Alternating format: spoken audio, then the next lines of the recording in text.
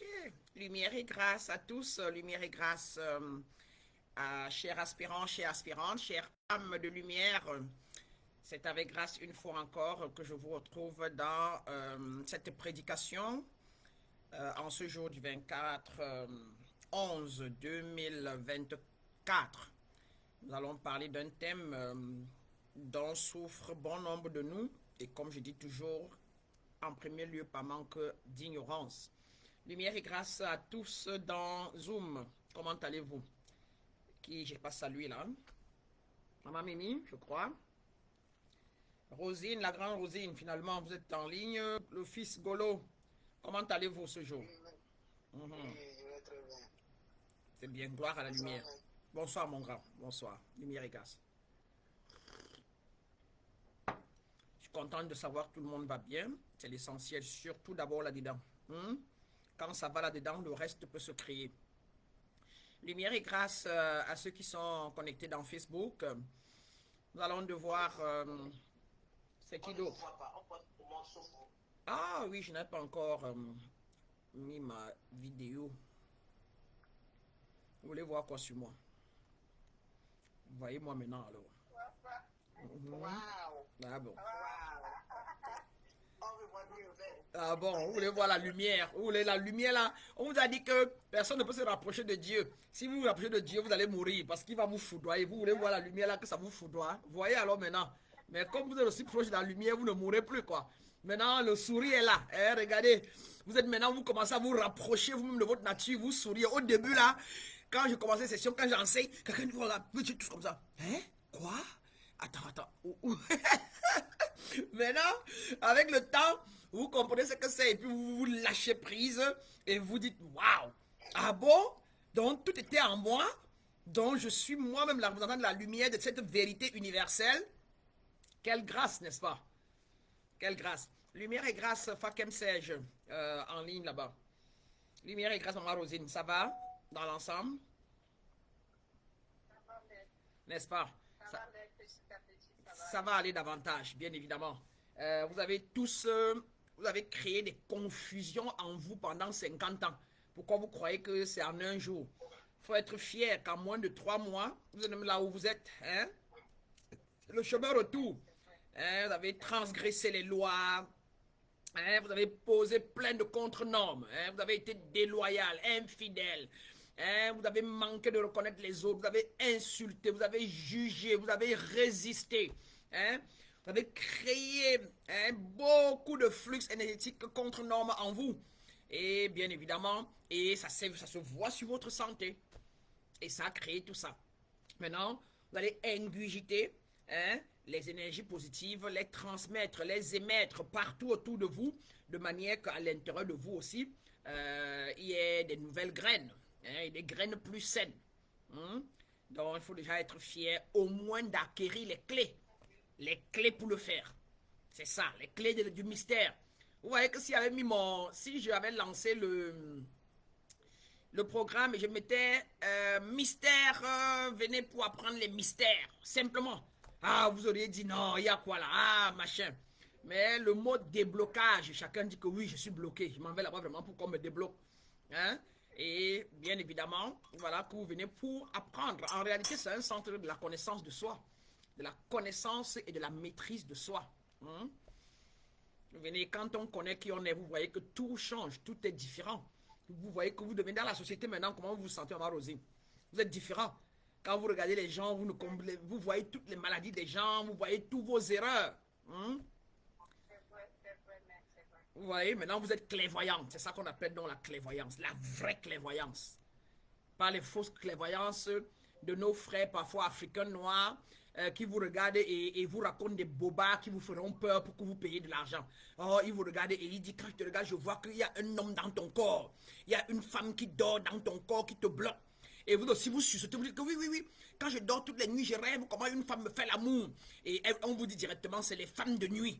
Alors qu'en réalité, oui, vous rêvez les femmes qui vous font l'amour. Et ça peut juste provenir du fait que vous ne faites pas, vous n'avez pas du bon sexe, c'est-à-dire que vous ne faites pas l'amour, on ne vous fait pas l'amour bien, ou alors on n'a pas fait l'amour pendant longtemps. Et cette envie de faire l'amour, Hein? D'autres qui ne font pas l'amour par rapport à ce que l'Église a dit. D'autres qui ne font pas l'amour par rapport parce que peut-être leur femme ou leur mari ne sont pas disponibles. D'autres qui ne font pas le bon amour, le bon sexe, mais rêvent du bon sexe parce que leur partenaire ne leur en procure pas. Et maintenant, ils imaginent ce qu'ils veulent dans leur cœur seul et ils se morfondent. Et maintenant, en dormant, ils dorment maintenant et c'est ces émotions-là qui se refoulent de leur subconscient vers dans les rêves et ils disent que oh, quelqu'un veut les tuer, quelqu'un est entré dans leur vie, une femme couche avec eux. Alors que ce sont des besoins naturels, simplement entretenus en journée, hein, qui se perpétuent dans votre rêve. Oui. Et donc, retenez donc ceci en passant pendant qu'on y est. Retenez cela, que les marabouts, les médiums, tout autre genre de personnes, partout où on est, chacun voit à la clairvoyance selon son niveau de conscience. Donc, je ne sais pas comment un père qui est au village, ou même à Yaoundé, qui n'a pas de quoi manger, qui a sa maison qui est presque en ruine, en train de tomber en cabane, je vais venir le voir, moi. Comment il peut venir le voir pour que lui dise, scanne-moi, ou bien regarde ma vie, tu me dis. Et il va me regarder. Comment est-ce qu'il peut me dire que quand je te regarde, je vois comment tu es en train de servir le monde et tu es en train de réussir partout aux États-Unis, partout en Europe, naturellement, et tout va bien se passer. Allez, pars, c'est ce que je vois. Comment il peut dire ça? Il ne peut pas dire ça. Tout ce qu'il peut me dire, c'est que ma fille, quand je te regarde, par rapport à son environnement, les bassins t'ont bloqué. Je vois un homme qui a attrapé ta richesse. Je vois que tu vas briller. Mais sauf que maintenant, là, c'est bloqué. Oh, je vois que un de tes grands-pères demande l'huile à bloquer parce que c'est son niveau de conscience. Parce que c'est son niveau d'état de conscience. Il est les paradigmes en lui, n'est-ce pas, prennent source dans son environnement culturel. Il n'a pas encore nettoyé ses paradigmes. Donc, il n'y a que ceux, les éveillés, les vrais éveillés qui prennent le chemin de la lumière et qui font le travail de purification, de libération des paradigmes limitants, des enfants intérieurs, etc. et qui rentrent dans le vide, dans l'instant présent, qui peuvent faire une vraie clairvoyance. Mais tant qu'on est culturellement influencé avec la télé, tout ça là, on ne peut donc, vous allez chez quelqu'un comme ça, il ne peut que vous répondre par rapport à l'état de son environnement, à ce qu'il connaît, à ce qu'il a vu à la télé hier, à ce qu'il imagine par rapport à son niveau de conscience qui peut être matériel, flèche, ou encore limité dans l'astral, qui est l'un des deuxièmes plans, n'est-ce pas, après le corps physique, dans lequel, entre la troisième et la quatrième dimension, où la plupart des personnes traînent, hein, et tout ça. Si vous ne vous élevez pas, quand vous allez mourir, votre âme va traîner dans l'astral, hein, et après va chercher une mère qui a l'équivalent énergétique, va rentrer en elle. Mais si vous vous levez davantage pendant qu'on y est et que vous êtes dans la cinquième, sixième dimension, si vous sortez, vous mourrez, bien évidemment, votre âme va aller au-dessus de la quatrième dimension, hein, et retrouver ce qu'on appelle donc les anges. Les anges ne sont que les états de fréquence vibratoire. État de fréquence vibratoire, par exemple, quelque chose, un état de fréquence vibratoire qui n'est que pour le bien, qui vibre à la fréquence de la prospérité, de la stabilité. C'est là où on vous parle de l'ange Michael, l'ange Gabriel, hein, l'ange, donc c'est un état vibratoire d'amour. L'autre, c'est un état vibratoire, n'est-ce pas, de prospérité. Hein? C'est-à-dire qu'une fréquence qui voit la richesse, là, qui sent, qui ne vibre qu'à la fréquence de la richesse, l'argent. Hein? C'est pour ça qu'on vous dit donc de prier à tel ange. Mais c'est un état, sont des égrégores, sont des états énergétiques. Hein? Et tout. Et maintenant, nous vous disons donc que en vous, là, il y a tout ça. Il y a tous ces mondes-là. Il y a les anges Michael, ange machin, ange Michael, ange Gabriel. N'oubliez pas, c'est la fabrication d'une religion et qui a donc été nourrie pendant longtemps. Hein, pendant que la religion chrétienne a ange Michael, ange ceci, la religion bouddhique a autre chose, n'est-ce pas? Hein, la religion hindouiste a autre chose, n'est-ce pas? Et les francs-maçons ont autre chose, n'est-ce pas? Ainsi de suite. Et la culture bamileke a autre chose. Et pendant que les Mbombok chez nous, les Bassa, ont d'autres façons d'appeler les sphères énergétiques, les bamileke appellent aussi ça autrement. Voyez-vous? Donc, comme quoi, vous venez ici, quand vous êtes un mystique, quand vous découvrez qui vous êtes, vous ne vous fiez plus. Hein, aux choses mondaines ou aux inventions des autres, vous créez le vôtre. Vous retapissez votre mental et vous créez vos égrégores à l'intérieur. N'est-ce pas? Et si vous voulez, maintenant vous associez à une religion, à un égrégore qui existe déjà pour en profiter. C'est tout. pour en profiter. Tout dépend si ça vous nourrit de manière authentique. C'est ça, de manière authentique et vraie. Lumière et grâce, professeur Lamessi, c'est avec grâce que je vous reçois ce matin. Lumière et grâce, le grand Lotin, Lotine Hugues, Armel Roussette, merci d'être connecté ce matin. J'espère que ce que j'ai mis tout à l'heure comme sagesse vous a touché et que vous avez pris note. Donc voilà, donc mes grands et mes grandes, un mystique est un être qui crée sa réalité et qui peut changer des traditions anciennes qui ont été mises en place. Oui, oui. Non, ça va, merci, Rodine. Ça se fait quand je fais la prédication du matin. C'est par Facebook, ça s'enregistre dans Facebook. Et après, je prends dans Facebook pour mettre dans YouTube. Comme je n'ai pas lancé YouTube. Voilà, mes grands et mes grandes. Alors, donc j'espère que tout le monde va bien. Qui d'autres sont ajoutés. Content de savoir que vous êtes là. Et que tout va bien. J'ai choisi le thème sur la pauvreté parce que je fus moi-même une fois très pauvre, n'est-ce pas?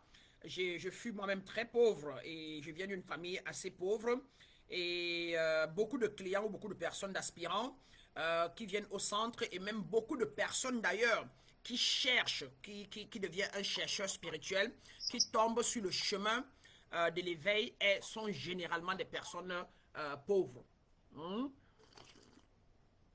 Et tout ça est délibérément fait par la nature. Quand les gens sont encombrés par des choses matérielles du monde, ils ne cherchent souvent pas le chemin du retour. Pas que les choses matérielles du monde ne sont pas bien, mais c'est simplement parce que ces personnes-là, nous avons déjà vécu notre ère, notre incarnation matérielle, notre incarnation parfois de prospérité. Nous avons vécu parfois avant, n'est-ce pas? Et parce que tout le monde, chaque être humain a beaucoup d'incarnations à faire selon qu'il apprenne ses leçons. Naturellement, et si on la prend bien à chaque incarnation, généralement on n'a que cette incarnation et on part de ce plan, humain, définitivement on ne revient plus. Mais si on n'a pas maîtrisé ou fait le travail qu'il fallait pour chaque incarnation, on peut se retrouver donc à faire plusieurs incarnations. C'est là où vous entendez souvent l'église vous dire que est-ce que vous êtes prêts? Ce sont des métaphores que Jésus revient bientôt et il peut revenir à tout moment. Est-ce que vous êtes prêts? Important de dire qu'est-ce que votre âme, est-ce que vous êtes disposé, n'est-ce pas, à rejoindre, à retourner à la maison? Est-ce que vous êtes zen? Est-ce que vous êtes non jugemental? Est-ce que vous êtes non résistant? Est-ce que vous avez fusionné avec votre nature divine maintenant et ici?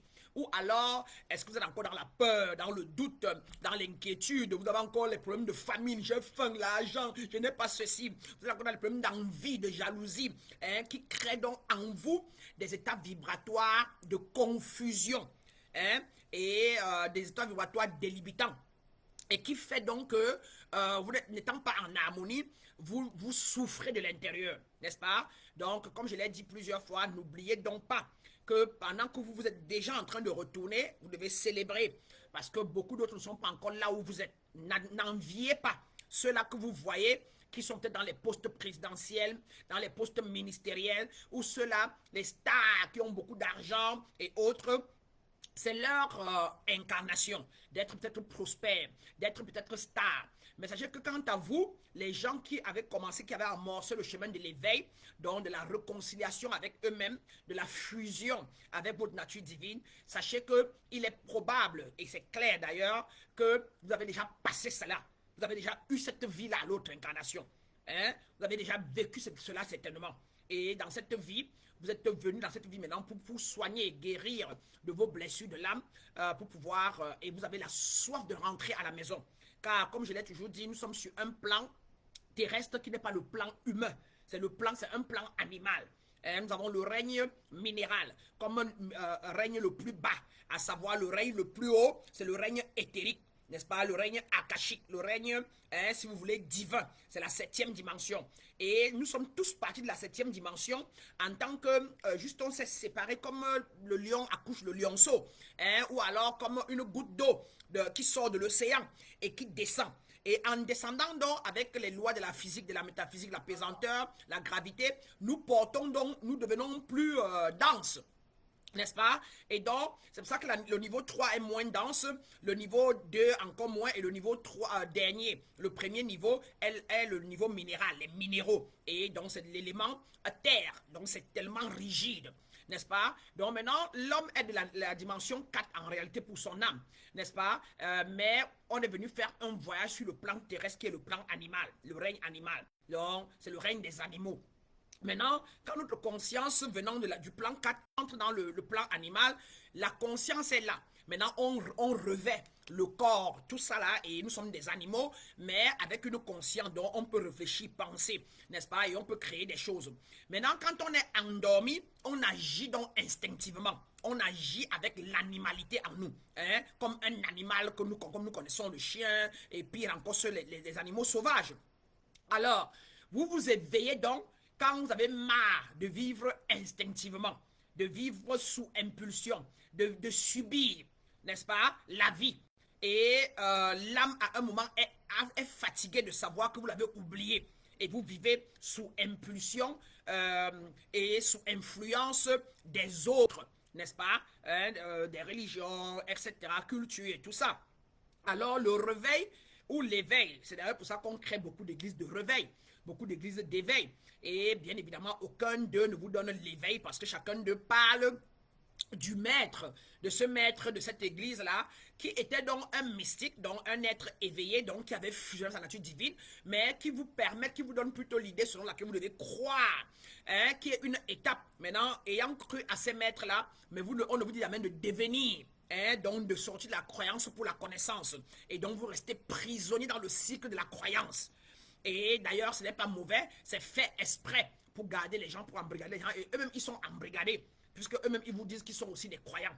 Et or, si vous regardez bien l'histoire de ces maîtres-là, vous savez bien qu'ils sont venus là pour vous démontrer, n'est-ce pas, que vous étiez des enfants de Dieu comme eux, que votre birthright, votre droit de naissance, c'est la divinité, hein, c'est l'abondance, c'est l'argent, c'est tout ce que vous désirez, mais que vous êtes resté, vous êtes coupé, n'est-ce pas, de votre âme, de la source, et qu'il faut revenir à la source. Et donc, ces maîtres comme Jésus, par exemple, étaient là pour vous démontrer que regardez-moi, regardez, j'ai la chair comme vous, je fais comme vous, et regardez comment je crée ma réalité. Donc, comme quoi, croyez en vous, acceptez votre divinité et vous pouvez créer votre réalité. Sortez de l'extérieur, des choses extérieures, rentrez en vous et vous allez créer. C'était ça qui était là d'ailleurs. Il le dit dans Jean 10, 34 où on lui dit qu'on va le mettre à mort, on va le tuer parce qu'il a blasphémé. Il se retourne et il dit, n'est-il pas écrit que vous êtes des dieux, hein? Et jusque-là, jusqu'aujourd'hui, personne, la plupart des ignorants, fussent tous mes frères, la plupart des frères pasteurs, d'autres en savent quelque chose, d'autres pas du tout, n'est-ce pas, continuent de vous dire, ont peur, si je peux dire, ils ont peur de déclarer qu'ils sont des dieux. Hein? Alors que je l'ai dit plusieurs fois dans Somme 82.6, dans Jean 10.34, d'autre part, il dit que le royaume des cieux est en vous, davantage, il dit, cherchez d'abord le royaume des cieux en vous et tout vous sera donné, n'est-ce pas? Et cela dit, c'est un cycle, monsieur Fakem, c'est un cycle de transformation, rien ne cale en l'air, rien ne cale en bas, ok? L'univers est transformatif, donc tout se transforme, tout est énergie, tout est esprit. Hein, rien ne cale en bas, rien ne cale en haut. Et il n'y a pas de souffrance. C'est nous qui appelons ça, qui avons donné. C'est un être humain qui a donné le terme souffrance à ce que nous vivons. Mais nous ne souffrons pas. Nous sommes en voyage. Un voyage selon lequel il y a des endroits où il y a des challenges. Quand vous avez la connaissance, vous ne souffrez plus. Quand vous avez la connaissance, vous savez que pour quelqu'un qui a pris une voiture, descendre une colline donc vers le haut et maintenant se retrouve en bas dans les endroits qu'il ne connaît pas, il doit aller dans son don intérieur dans sa nature et être imaginatif pour trouver les solutions aux challenges qu'il a sur le plan terrestre où il est dans sa voiture. C'est pareil, c'est pour ça qu'on vous dit que comme à l'intérieur comme à l'extérieur, monsieur Fakem. Et donc dans votre vie physique d'aujourd'hui, c'est vrai que ça se passe dans le spirituel. Donc le mot souffrance sont les thèmes qu'on donne à que quelqu'un a donné. Quand un mystique vient, il n'appelle plus ça souffrir, il appelle ça challenge. Les challenges de mon voyage. Hein? Je suis parti de la dimension 4-5 pour la dimension 3. Et maintenant, dans cette dimension 3, je porte un corps dense. Je ne suis plus seulement l'esprit. Je ne suis plus fluide. Donc, j'ai deux aspects, être et humain. Et comme j'ai les deux aspects, je dois me trouver un parapluie pour couvrir mon corps physique. Je dois trouver un toit pour dormir et payer le loyer. Alors, qu'est-ce qu'il faut que je donne en retour? Qu'est-ce que je dois faire pour avoir le toit, pour avoir l'argent? Pour avoir ceci, il faut donc développer, n'est-ce pas, des solutions pour le monde physique. Donc, créer un laptop, créer WhatsApp, créer, whatever, et apporter aux gens, et les gens me donnent, n'est-ce pas, l'échange énergétique, et je vais donner aux autres. Donc, on ne souffre pas. Namaste et Beninjo. On ne souffre pas, on est en voyage. C'est pour ça que le mystique est heureux. Le mystique est joyeux sur la terre. Le mystique donne la gratitude. Le mystique, c'est un être qui a fusionné avec sa nature divine, qui maîtrise les lois et les principes divins universels. Oh, il est heureux. Le mystique gère la vie. Le mystique manage tout. Parce que la vie, c'est un jeu. Il est dans sa voiture. Voici le vrai nous. Dans ce corps, le corps, c'est un véhicule. Donc, il manage le véhicule. Il se lave le matin pour éviter que son corps ne soit sale. Il mange consciemment pour éviter que son carburant, il se donne un carburant propre. Au lieu du zoizois. Au lieu du zoizois, il se donne un carburant propre, dans la nourriture consciente, n'est-ce pas? Quand il ouvre la bouche, dans son moteur, n'est-ce pas? Pour aimer, ou bien quand il veut démarrer, il ne démarre pas bizarre comme ça et tout. Il démarre, n'est-ce pas? Tout doucement pour que sa voiture ne se casse pas. Donc, les gens émettent des paroles polies, positives, élevées aux gens. Et l'intérieur aussi sent cette positivité. Vous voyez? Donc, c'est déjà ça. C'est pour ça que quand vous allez, si vous prenez l'initiation, monsieur Fakem, vous allez comprendre, n'est-ce pas? Sinon, vous allez rester. C'est pour ça, tant qu'on n'a pas la connaissance, on n'a pas de clarté. Et quand on n'a pas de clarté, on souffre énormément. Donc, les souffrances du monde viennent de l'ignorance, du fait du manque de connaissance de soi, manque de connaissance et de compréhension de qui sommes-nous, où venons-nous et où allons-nous. Quand on ne connaît pas ça, et comment manager, n'est-ce pas, le monde dans lequel on est, par rapport à l'espace, l'environnement dans lequel on est sur la troisième dimension. Comment manager cela? Quand vous ne connaissez pas, vous n'avez pas les clés, bien évidemment, c'est la souffrance totale. Et le papa Ebenin Job est en ligne, il a tellement souffert, mais aujourd'hui, depuis il s'est initié, et au fur et à mesure qu'il apprend, la vie pour lui est beaucoup plus leste. Monsieur Job Ebeni, donnez-nous le thumbs up. Et vous, Monsieur Fakem, le peu que vous avez appris dans les réseaux sociaux, n'est-ce pas, vous a permis de vous rendre compte que c'est vrai, il y a un pouvoir en vous, mais vous savez, vous vous rendez compte que vous êtes juste limité, parce que vous n'avez pas encore pris l'initiation pour mieux connaître. Et c'est quoi l'initiation? On vous initie à la connaissance, à la purification, à la connaissance, à la maîtrise du soi intérieur, afin que vous commencez à créer votre vie naturellement et authentiquement. Mais les gens qui ont compris souvent l'initiation, ils se disent que c'est mauvais. Pourtant, on vous a initié dans les églises. On vous initie dans les coutumes, les traditions de vos villages. L'initiation, c'est t'introduire à. Initiation, t'introduire à. Dans les églises, le baptême, la confirmation, la communion, ce sont des initiations. Dans les clans Bamileke, quand on accouche l'enfant, on fait l'incision. Et parfois, on fait les petites coutumes. C'est des initiations. On l'introduit à la coutume Bamileke, n'est-ce pas? Et ainsi de suite. Donc, ces thèmes ne doivent pas vous faire peur. Et quand vous entendez le mot mystique, vous voyez même les pasteurs dans les églises crier vraiment, évitez le mysticisme, évitez les mystères, n'allez pas, les mystiques sont méchants, sont mauvais. Pourtant, eux-mêmes, ils font du mysticisme inconscient. Voilà, un mystique est un être qui a fusionné avec sa nature divine, n'est-ce pas, avec ses pouvoirs intérieurs et qui crée ses réalités en temps opportun comme bon lui semble parce qu'il sait gérer, manipuler les principes divins universels, les lois et les valeurs. Voilà mes grands. Oui, Hugues, je vous vois. Bienvenue dans le direct. Donc tout doucement, on va se nourrir. Voilà, Amel, vous maîtrisez maintenant, n'est-ce pas? L'argent, c'est l'instrument d'échange des talents. Dixie Maître Brana, je n'oublierai jamais. Et bien évidemment, mon grand. Donc, vous le savez très bien. Donc, si on n'a pas l'argent, on se demande qu'est-ce que je n'ai pas l'argent, pourquoi? C'est parce que qu'est-ce que je n'apporte rien au monde. Quelles compétences j'ai? Soit je vais travailler pour quelqu'un et il me donne donc l'argent en retour, soit je crée une solution pour le monde et je le distribue mondialement et je deviens extrêmement riche. Et avec l'argent, on peut donc résoudre tous les problèmes du monde.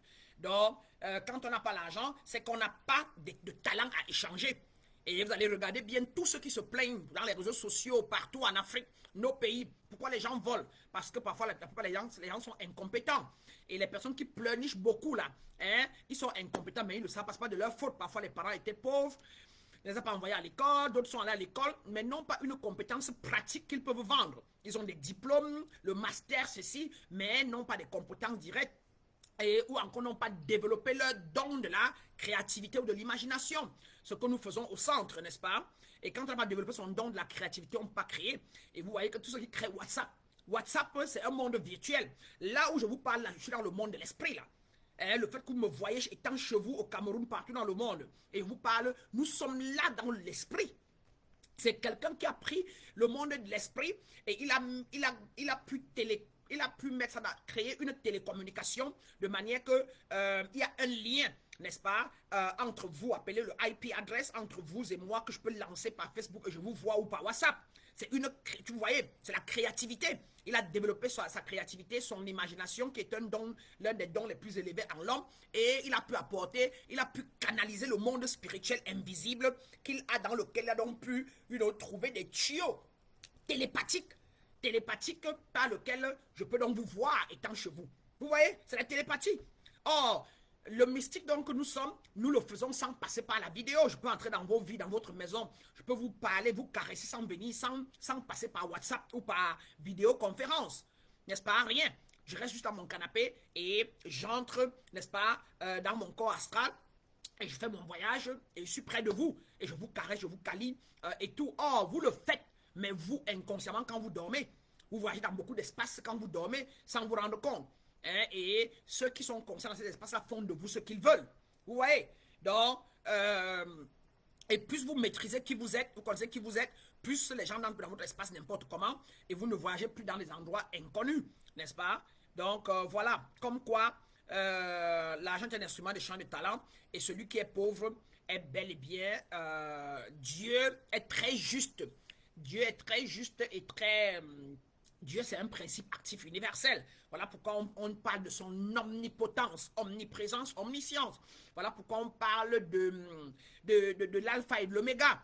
Donc, considérez Dieu comme la barre mathématique moins l'infini plus l'infini. N'est-ce pas? Quand vous savez ça, que Dieu, c'est la barre mathématique moins l'infini plus l'infini, donc l'alpha et l'oméga. Et il est omnipotent, omniprésent, omniscient, donc partout. Donc, ma parole là, c'est Dieu, tout en moi, tout autour de moi. Je suis dans Dieu, Dieu est dans moi. Mais, donc... Mon travail, c'est seulement de donner les commandes. Passez les commandes. Maintenant, lesquels genres de commandes vous passez? Et c'est là où beaucoup de gens ont fauté. Les gens passent les commandes négatives à longueur de journée, sabotage. Et Dieu vous répond donc proportionnellement. Dieu vous répond proportionnellement. Dieu dit que quand vous dites vraiment la vie est dure, comme Fakem dit que a dans sa tête par exemple que on souffre beaucoup. Pourquoi tant de souffrance? Dieu dit seulement que vraiment mon fils, comme tu dis vraiment, pourquoi tant de souffrance? Vous voyez? Pourquoi Am choisit de descendre dans cette dimension-ci avec toutes ces souffrances? Dieu dit que vraiment mon fils, comme tu as dit, pourquoi tant de souffrances? Parce que vous êtes encore lui. Les questions que vous posez à l'univers, c'est comme si vous plantez des graines. Et le retour est l'équivalence que vous avez planté. Quand vous plantez une mauvaise graine, vous recevez la mauvaise graine. Vous pouvez planter le taro et recevoir les patates. Vous pouvez planter les oranges, n'est-ce pas? Les graines d'orange et oser penser que vous allez recueillir les citrons. N'est-ce pas? Donc, toutes vos pensées, mes grands et mes grandes, sachez-le et remarquez-le. Tout ce que vous émettez dans l'univers, c'est que vous avez. Quelqu'un dit que non, j'ai prié beaucoup à Dieu pour la richesse, mais je suis toujours pauvre. Si vous regardez bien vos émotions et vos paroles, vous allez voir que vos paroles remettent en question ce que vous désirez. Vous allez voir que vous voyez quelqu'un qui prie, vraiment Dieu, Seigneur, donne-moi l'argent. Non, Seigneur, aide ma mère. Mais en même temps, dans son cœur, il est en train de dire que je ne veux pas l'argent de mon oncle là, mon oncle qui est sorcier là. Je ne veux pas son argent. Je veux que tu aides ma mère, guéris ma mère, ma mère est très malade. Seigneur, je remets la vie de ma mère entre tes mains, Seigneur. Et tu viens de remettre la vie de ta mère entre tes propres mains, dans tes propres émotions, avec ton état émotionnel. C'est toi qui es tout, tu es la clé, tu es le guérisseur, tu es tout, Dieu est en toi. Et la façon que tu as remis ta mère là à Dieu qui est encore en toi, c'est encore toi-même qui va agir sur ta mère, ton tes émotions. Alors, au lieu de dire, pardon, aide ma mère, maman, guéris ma mère, il faut avoir la clarté, être clair du genre, maman est malade, elle est couchée, et à travers l'humain, Dieu a apporté une science, il y a des docteurs, et les docteurs ont besoin d'échanges énergétiques pour guérir les gens. Allez, il me faut l'argent. Et vous pouvez encore dire à Dieu, au plus des cas, je n'ai pas, là, dans mes bras, il n'y a pas, et vous dites simplement, je reçois l'argent pour soigner maman. Je reçois l'argent maintenant pour soigner maman. Je reçois l'argent pour soigner maman. Et vous restez calme dans la réceptivité. Et vous allez entendre peut-être une voix qui va vous dire, oui, ton oncle tel peut te remettre 100 000 maintenant. Ta cousine telle, ou bien la fille que tu avais aidée qui est en France là, elle peut te donner 100 000. Parce qu'elle pensait même quoi t'offrir. Et directement tu appelles la fille, ma mère est malade là, tu peux aider ma mère et tout. Et elle t'envoie 100 000. Donc, c'est l'ignorance qui fait que nous souffrons. Et nous devons donc le savoir. J'espère que j'ai pu donner quelques clés là hein, en passant qui peut aider à stabiliser certaines personnes. Et nommément le grand Fakem. Namaste Rose Parole. Quelqu'un d'autre a une question sur ce que je venais de dire là, où je passe donc au thème de la journée. Ok. Alors, parlant de notre thème, j'ai choisi ce jour de parler de la pauvreté parce que, comme je l'ai dit, beaucoup de gens souffrent parce que ou alors vivent dans la pauvreté inconsciemment, simplement par ignorance. Cela dit, mes grands et mes grandes, chères âmes réveillées, chères âmes éveillées, chères âmes illuminées, parmi vous, il y a beaucoup de gens de niveau de différence de conscience. Il y a ceux qui viennent de se rendre compte qu'ils étaient ignorants. Et il y a ceux qui se rendent compte qu'ils sont ignorants et qui ont déjà commencé à sonder. Et puis il y a ceux-là qui ont même déjà eu des bribes de lumière, n'est-ce pas? Comme quoi des bribes de liberté. Certainement, il y a ceux parmi vous qui ont des chakras déjà libérés, peut-être le chakra de cœur. Ils se sentent tellement paisibles, ils ont un amour sans condition envers les autres. Et ils ont peut-être encore le chakra racine encore fermé, peut-être encore le chakra de la gorge fermé, mais du moins il y a parmi vous des personnes qui ont déjà quelques chakras ouverts. Donc on peut dire qu'ils ont des bribes de lumière dont nous pouvons parler d'illumination en partie et tranquille, et c'est ok, n'est-ce pas? C'est ça le mystique, limite personne ne se compare plus. Voilà. Alors, parlant de la pauvreté, mes grands et mes grandes, le mystère de la pauvreté, pourquoi c'est un mystère? C'est un mystère parce que sur le plan physique, on va dire que presque 70% de personnes sont pauvres. 20% de personnes sont riches, passables. Et peut-être 5 à 10% sont extrêmement riches, assez nantis, financièrement. Et peut-être 3% de toute cette masse sont riches et équilibrés. Donc riches financièrement, riches intellectuellement, riches émotionnellement, riches spirituellement, donc équilibrés, à peu près 3% ou 2% seulement. Vous pouvez donc comprendre, n'est-ce pas? Alors, donc, comme introduction, la pauvreté est une condition de manque, qu'il s'agisse de ressources matérielles, d'opportunités ou d'épanouissement spirituel et émotionnel. La pauvreté peut se manifester sous diverses formes et touche en général toutes les dimensions de la vie humaine, à savoir la dimension physique, mentale, émotionnelle, sociale et spirituelle. Comprendre la pauvreté exige une vision holistique qui inclut bien évidemment ses causes profondes, ses genres, ses conséquences et les moyens d'y remédier. En grand 1, mes grands et mes grandes, nous allons commencer par parler des causes de la pauvreté. Nous avons donc en petit a les causes économiques. Les causes économiques, nous avons les inégalités sociales, comme quoi concentration de richesses entre quelques individus ou classes sociales. Nous avons le manque d'accès à l'éducation et aux opportunités. Analysez autour de vous. Les systèmes éducatifs inaccessibles ou inefficaces empêchent l'ascension sociale. Les chômages et sous-emploi. L'absence d'emploi stable maintient des populations dans la précarité. Comme exemple, par exemple, mes grands et mes grandes. Une personne née dans une région rurale sans infrastructure éducative ni accès à l'emploi reste souvent piégée dans un cercle vicieux de pauvreté. Moi, j'ai vécu cela et j'étais très pauvre. Mon grand frère a eu l'argent très tôt. Il m'a pris et m'a mis dans des écoles assez aisées. Mais à la maison, c'était très difficile de vivre et j'ai dû fuir. J'ai arrêté l'école et pour me retrouver dans le handball pour gagner l'argent. Et c'est à travers le handball que je me suis retrouvé dans d'autres pays. Et finalement, venu dans les pays développés, je n'avais pas fini même pas le baccalauréat. Dans les pays développés, que j'ai commencé à faire des petits boulots. Je vivais de manière très précaire. Et ça m'a donc amené à penser à repartir à l'école. Et je me suis remis sur le chemin de l'école. Et c'est l'éducation aujourd'hui qui me permet aujourd'hui de pouvoir vous enseigner les mystères en ligne à travers Facebook de manière paisible et stable, parce que j'ai appris à l'école à utiliser l'outil informatique qui est un qui est une compétence ou une solution que quelqu'un a apportée au monde. Si je n'étais pas allé étudier tout ça, je ne serais pas en train d'enseigner en ligne et donc vous n'aurez pas accès à moi et donc vous aurez été privé de ces connaissances ou encore de ces mystères qui se cachent en vous. Donc, il est très important, n'est-ce pas, de tenir compte de cela. En B, nous avons les causes structurelles, les systèmes politiques injustes, la corruption, mauvaise gouvernance et absence de redistribution équitable des ressources. Comme quoi, quand je le dis, c'est pour dire que quoi? Que si vous sentez que dans votre environnement, ça ne va pas, il vaut mieux chercher à partir de là. L'environnement conditionne l'homme et l'environnement influence l'homme à presque 70-80%. D'accord?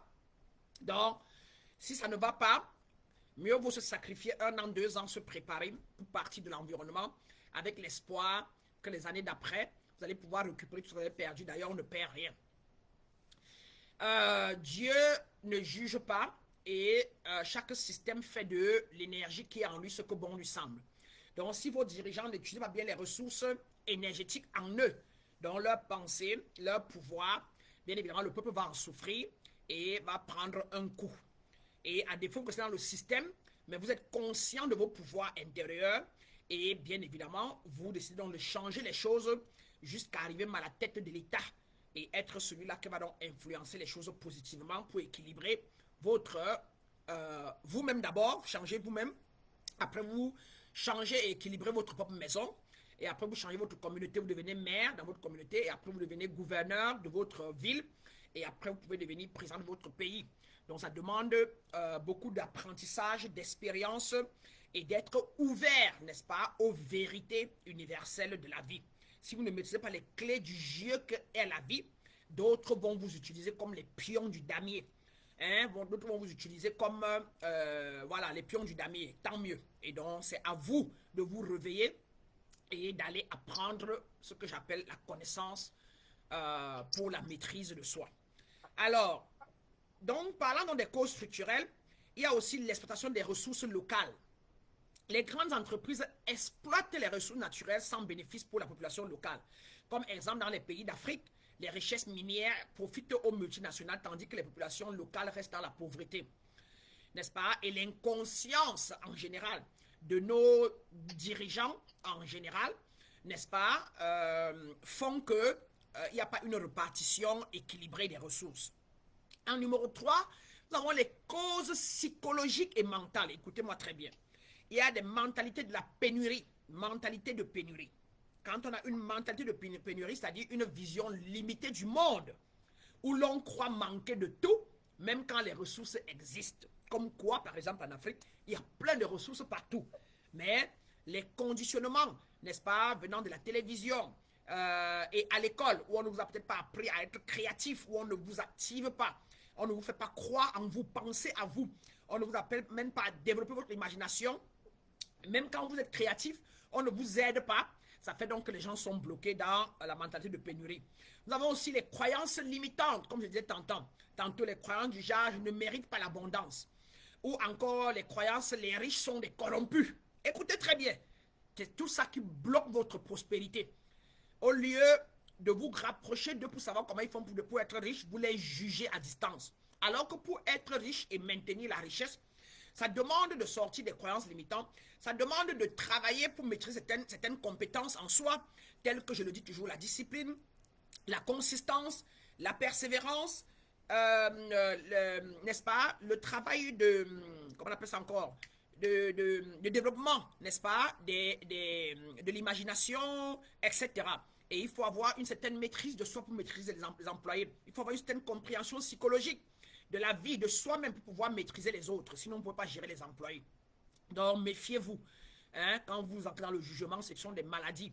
Et la médiocrité attaque toujours l'excellence. C'est-à-dire que les médiocres, les gens qui ont une conscience basse, les gens pauvres d'esprit, pauvres d'argent, pauvres sont très dangereux.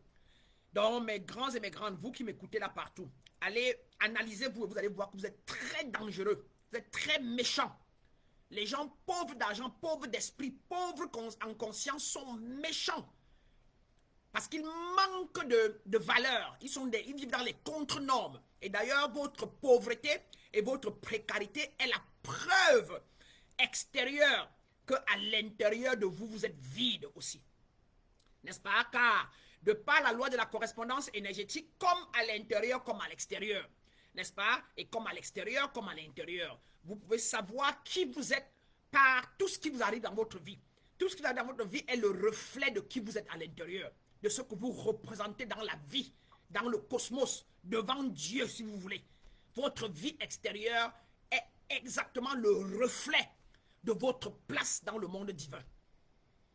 Vous êtes pauvre d'argent, vous êtes quelqu'un qui rechignait, vous êtes quelqu'un qui est impuissant, ne savez pas quoi faire de votre vie. Ça, c'est votre degré de conscience et donc, vous méritez même d'être parmi les minéraux. Il y a parmi vous ceux qui ne méritent même pas d'être là où vous êtes. Tellement, comme disait la Bible, vous êtes des os morts. Il n'y a pas de vie dans votre corps. Il n'y a pas, l'esprit divin n'est pas vivant en vous. Hein? Mais vous êtes un animal qui n'a même pas de... C'est-à-dire que même la conscience est toute endormie. Et donc, du coup, vous vivotez. Vous vivotez. Hein? Et donc, voilà. Donc, les problèmes qui vous arrivent autour de vous, les choses qui vous arrivent, le manque d'impuissance, la pauvreté, les jugements dans vos vies, hein? L'attirance des personnes qui viennent, qui partent, les gens qui en ont vos vies, qui vous laissent, hein? Les problèmes avec les partenaires, etc. sont des preuves de votre degré, n'est-ce pas, de conscience. Maintenant, mes grands et mes grandes, parlons des genres de pauvreté. En numéro 1, nous avons la pauvreté matérielle, c'est-à-dire que le manque d'argent, de nourriture, de logement ou d'autres ressources de base. Exemple, une famille vivant dans une zone urbaine sans accès à des logements abordables ou à l'eau potable. Et on sait que notre Afrique qu'on adore est pleinement dans ça. Pas que les pays développés n'ont pas ça aussi, mais on sait qu'il y a les moindres des choses dans les pays développés qui ne manquent pas. L'eau, l'électricité, en général dans les pays développés, c'est 100%. Et autre chose, on peut en parler. Alors, en numéro 2, nous avons la pauvreté émotionnelle. Notez ça très bien, parce que les gens pensent que la pauvreté matérielle, d'abord, prend source dans la pauvreté émotionnelle, mentale et spirituelle en général. Donc, la pauvreté émotionnelle, sentiment d'être déconnecté des autres, absence de relations nourrissantes ou de soutien affectif. Exemple, une personne isolée socialement qui souffre de solitude chronique. Et il faut bien faire la différence, n'est-ce pas, entre la solitude, quelqu'un qui est dans la solitude, et quelqu'un qui est seul avec lui-même parce qu'il est en train de travailler, de puiser de l'intérieur pour apporter à l'extérieur, tel que le grand Einstein, qui a fait des années dans son laboratoire, hein, à travailler avec son âme pour apporter à l'univers tout ce qu'il y avait de métaphysique, etc. Le grand Napoléon Hills, les grands maîtres tels que Omran Michael qui se sont retirés, le grand Jésus qui se retirait selon la Bible, n'est-ce pas, cette mythologie, qui se retirait de temps en temps pour parler à son père, comme quoi pour se connecter à sa nature haute, n'est-ce pas, afin de puiser à l'intérieur et le lendemain revenir dans la foule, pouvoir apporter beaucoup plus de sagesse encore, n'est-ce pas. Donc il ne faut pas confondre les deux, hein. La solitude, c'est quand on se retire dans son s'isole, pas peur de l'extérieur, ce qu'on va me faire, ce qu'ils vont dire de moi, la peur des yeux des autres, des jugements, et le fait de être isolé mais souffrir à l'intérieur. C'est-à-dire qu'on est isolé, on s'isole et on souffre. Comparé à celui qui s'isole consciencieusement et en est fier, hein, et pour apporter à la vie quelque chose de beaucoup plus divin ou de beaucoup plus élevé. Et en numéro 3, nous avons la pauvreté mentale. Manque d'accès à l'information, l'éducation limitée ou incapacité à cultiver un esprit créatif et ouvert. N'est-ce pas? Exemple, une communauté où les enfants n'ont pas accès aux écoles, ce qui limite leur perspective. Nous avons aussi la pauvreté spirituelle, ce qui est généralement ce que j'adresse en profondeur. N'est-ce pas? Manque de connexion avec le divin, hein, que chacun de vous vit, n'est-ce pas, maintenant, a vécu, vit maintenant ou encore est en train de se réveiller et recherche donc cette connexion avec le divin. Donc ignorance de sa véritable essence, hein, ou désalignement avec ses valeurs intérieures. C'est donc ça ma mission de vie. J'ai retrouvé la mienne et la lumière en moi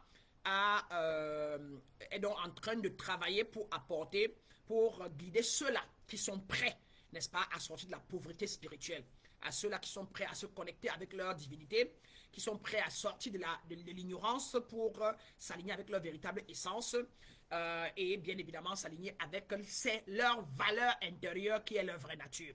Donc, exemple, une personne riche matériellement, voilà, hein, notez bien, une personne riche matériellement mais déconnectée de sa mission de vie ou de son âme.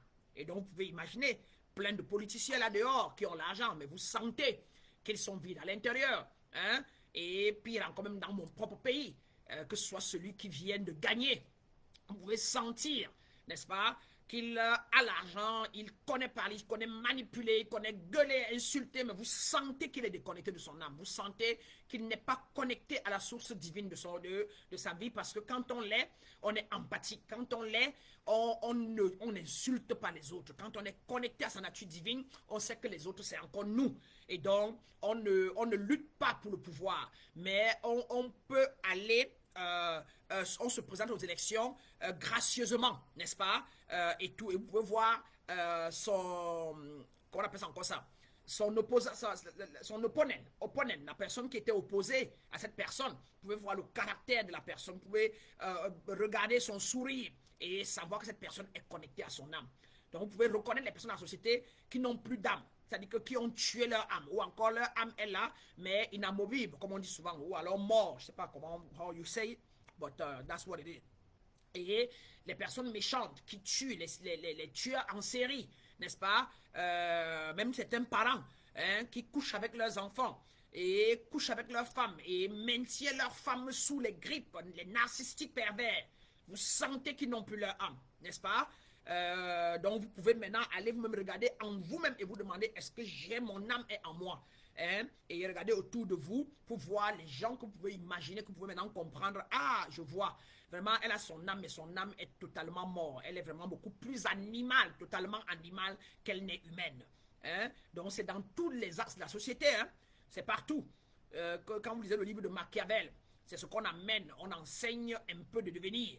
Hein, Machiavel, il faut devenir Machiavel pour gérer les hommes, hein, pour gérer les hommes sur le plan physique, et on s'en fout. Vous pouvez regarder dans les pays, regardez ce que ce soit en Israël avec la Palestine, regardez ces luttes-là, hein, les luttes d'ego, hein, c'est des gens qui ont bloqué leur âme, et on dit tout de suite à leur âme, l'âme c'est quoi?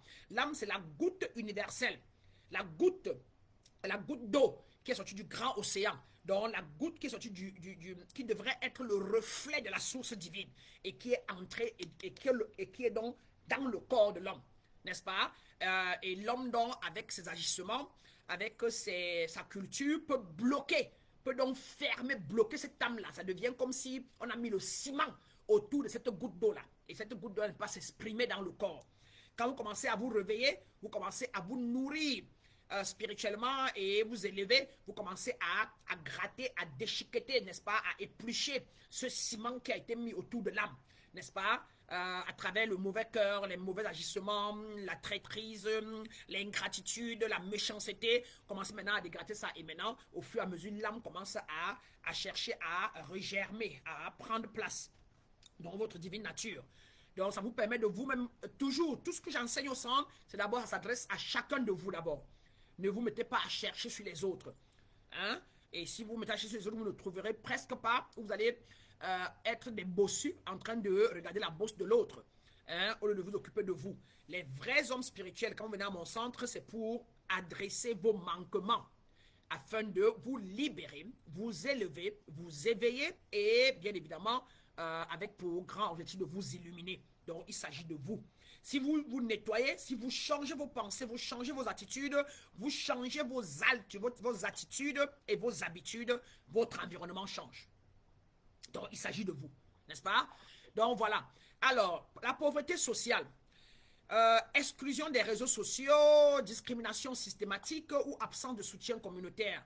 Exemple, les minorités ethniques dans certaines sociétés, comme les Noirs américains aux États-Unis, souvent marginalisés et privés d'opportunités égales, n'est-ce pas? Par exemple, donc, en grand 3, mes grands et mes grandes, nous avons les conséquences de la pauvreté et leurs manifestations. Comme conséquence 1, nous avons la malnutrition, mauvaise santé, accès limité aux soins médicaux. espérance de vie réduite. Hein? Et comme exemple, c'est un enfant souffrant de malnutrition, comme on voit à la télé tout le temps, les enfants en Afrique du Sud, les enfants dans les pays du Nord, parfois du Cameroun, les enfants au Soudan, au nord du Soudan, les enfants au sud même du Soudan, les enfants en Inde, n'est-ce pas, etc., qui font mal au cœur. Pire encore, les enfants de nos frères palestiniens. Aujourd'hui, avec les guerres, ils sont déplacés, les parents sont morts, ils ont maigri, et puis ils meurent comme des rats. Et puis les autres hommes, les autres êtres humains, sans âme, n'ont rien à foutre, ça ne leur dit rien, et etc. Donc, il y a ça. Et donc, ça peut créer un enfant mal nourri dans une région de guerre a un développement physique et cognitif retardé. Ce n'est pas seulement ça. Moi, j'ai vécu dans une famille pauvre qui m'a donné un développement physique retardé. C'est-à-dire que j'ai peut-être grandi, j'étais géante, grande de taille et tout, mais on peut dire qu'en matière de réflexion, quand je suis au travail ici, depuis que je me suis élevé, j'ai beaucoup changé et j'ai pu attirer et me travailler pour ne travailler que dans les grandes compagnies numéro 1 dans le monde, telles que Google, telles que Amazon, telles que le demande d'État américain, tels que les grands quatre, Deloitte, Pricewaterhouse, pour qui j'ai travaillé, n'est-ce pas? Quand je me suis retrouvé dans ces milieux-là, j'étais comme retardé. J'étais comme retardé. Tu vois les petits enfants de 22 ans, 23 ans qui tapent. Elle saisit rapidement, elle regarde comme ça. Les ministres parlent, elle regarde le ministre et elle tape. Elle écoute l'étude de cybersécurité. En 2 secondes, elle a la solution. Pendant ce temps, je suis au même niveau qu'elle est, même niveau de salaire, même niveau de position. Mais moi, je dois réfléchir 4 fois. Je dois rentrer à la maison, passer toute la nuit en ligne, hein, pour faire le travail qu'elle a fait en 1 heure. Hein? Et il m'a fallu beaucoup de temps. J'ai vécu avec beaucoup d'anxiété. Il y a eu des nuits où j'ai pleuré. Il y a même eu des emplois où on m'a chassé. Hein, parce que j'étais lente, parce que je ne comprenais rien à ce qu'on disait. Le temps de vie, pourtant j'ai les mêmes diplômes que eux. Je suis même plus diplômé que eux en tant qu'expert en audit informatique. Et ces enfants-là venant de l'école, seulement avec peut-être leur maîtrise en cybersécurité, moi étant experte, mais on n'a pas la même rapidité dans la réflexion, la même rapidité dans la conceptualisation, etc. Et ça m'a frustré. Et j'ai été frustré, j'ai eu peur, j'ai démissionné parfois seul, etc. J'ai pleuré, j'ai fait des dépressions, etc. Et je vous le dis au fur et à mesure, pour quelqu'une comme moi qui a toujours été courageuse, battante. Hein, mais chaque fois que j'ai été directrice de banque à la Banque de l'Amérique, hein, partant de caissière, et en allant à l'école, j'étais caissière, et après que j'ai eu ma licence, je suis devenue gestionnaire de banque, et pendant que j'y étais, je continuais de chercher, et plus tard, on m'a nommé manager de banque, donc directrice. Et pendant qu'elle était directrice, les autres directrices, quand on se retrouvait en réunion, les gens parlent vite, ils sont rapides. Moi, d'abord retardé en anglais, retardé dans tout. Quand je rentre à la maison, j'ai peur de ce qui va se passer le lendemain, parce que l'environnement dans lequel j'ai vécu, on ne m'a pas inculqué l'estime de soi. Mes parents ne savaient pas me dire je t'aime, mes parents ne savaient pas me dire tu es la meilleure, mes parents ne savaient pas me dire, donc ça m'a retardé en quelque sorte, n'est-ce pas? Donc ça joue. Ça joue énormément, l'environnement, et quand on vit dans un environnement pauvre et on est mal nourri, ça joue sur l'enfant. J'étais mal nourri parce que nous mangeons des repas pleins de glucides, tapioca à la sauce d'arachide, peut-être 7 sur 7, couscous de manioc, n'est-ce pas, à la sauce de pistache, hein, avec aucun légume, pas de dessert. Donc manque de minéraux, manque de vitamines, etc. Et donc, d'une manière ou d'une autre, pourquoi je vous le dis? C'est pour que vous regardez vos vies et que vous n'en voulez pas à quelqu'un. Et vous ne dites pas que Dieu n'est pas bon, mais que vous sachiez que les conditions dans lesquelles vous êtes né et avez grandi, n'est-ce pas, vous a réduit, n'est-ce pas, et vous garde dans l'impulsivité, dans les bagarres, dans les luttes. Hein, et vous amène à subir. Et d'où le noir aujourd'hui en général, pour ne pas dire la plupart des gens, mais la plupart des noirs sont des personnes oppressées dans le monde, oppressées, soumis, hein, parce que nous n'apparaissons jamais nulle part avec fierté et avec grâce, parce que personne ne nous a appris à apparaître avec grâce et avec fierté, hein? Et ça, tout est fait à dessein. Celui qui a la connaissance, celui qui a le pouvoir, fait de ce gars ce que bon lui semble. Celui qui a la connaissance et qui est le maître de la vie, de son destin, doit tout faire pour mettre en exergue ce qui va garder les autres soumis. Parce que s'il fait l'erreur, l'ignorant que vous êtes, vous prenez le pouvoir, vous allez le rendre subordonné. Et donc, il faut donc vous soumettre, que ce soit à travers des religions. On va vous parler d'un Dieu qui va revenir, on va mettre des images devant vous, on va vous dire que Dieu va vous punir si vous ne faites pas ci, vous ne faites pas ça. Mais eux, ils font toutes ces bêtises-là plus que vous. On est d'accord que les plus grands tueurs de ce monde, c'est tous ceux qui nous commandent, en général. Et ils vont vous dire qu'ils tuent en notre nom. Et je suis fier, aujourd'hui je suis en Amérique. Dans mon pays, l'Amérique, on va se battre pour me protéger et je vais me battre pour l'Amérique, aux côtés de l'Amérique, pour garder notre pain. Donc, c'est mon pays de choix maintenant. Et comme on me protège, je fais partie de cette Amérique-là. Et ensemble, on se bat pour garder notre pain. Donc, mes grands et mes grandes, je ne permettrai à personne de toucher l'Amérique. Vous voyez, parce que c'est là où je mange mon pain, je mange bien, je dors bien et on m'encadre bien. Vous voyez? Donc, je fais partie maintenant de ce noyau. Et autant, quand j'étais en Afrique, si on m'avait donné l'opportunité, n'est-ce pas, d'être dans le gouvernement, de travailler avec eux pour qu'on puisse préserver l'Afrique, allez, je serais parti. Mais donc, dommage, un autre camp me l'a proposé et je suis parti totalement. Donc, chacun de vous doit partir à un égrégore et doit donner le meilleur de lui, n'est-ce pas, pour participer, pour faire partie du maillon à fond. Et si vous n'avez rien aujourd'hui, mes grands et mes grandes, sachez que parce que vous n'apportez aussi rien. Vous n'apportez rien. Donc, pour maintenant apporter alors que les parents ne vous ont pas donné, l'environnement ne vous a pas donné ce qu'il fallait, qu'est-ce qu'il faut faire? Rapprochez-vous de tout cercle qui peut vous permettre de vous libérer, n'est-ce pas, de toutes ces limites mentales. Aujourd'hui, je me nourris mieux, je me nourris consciemment, je prends beaucoup de vitamine B12. Tous les jours, je prends la vitamine C. Tous les jours, je prends en tant que femme de 50 ans et puis je prends les multivitamines.